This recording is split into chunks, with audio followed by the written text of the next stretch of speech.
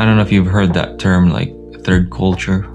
It kind of expresses what we're talking about here. Have you heard that? I've heard it from you, but maybe for our viewers or listeners, could you explain that? It was a term used a lot by missionary kids, or for missionary kids. Okay. Missionaries would go to a different country, bring their kids with them. They're still young.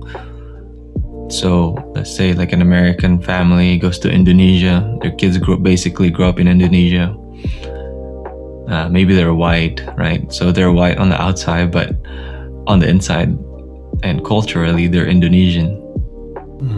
But then they still come back to America once in a while. So they're Indonesian in culture, but they're not fully accepted there because they look different. They come to America, they look maybe white, but like they can't really relate as much to the culture because they didn't really grow up here. So like that kind of that's why it's called like third culture, because there's that absence of, well, a part of being third culture is that absence of a home. Like you don't know where home is.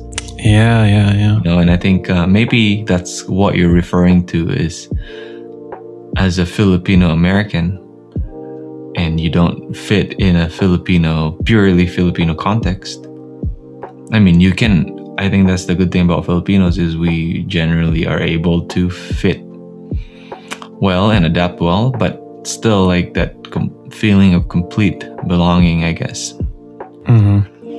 Like you don't really fit well in a Filipino first generation context, and you don't really fit so well in even just an American context.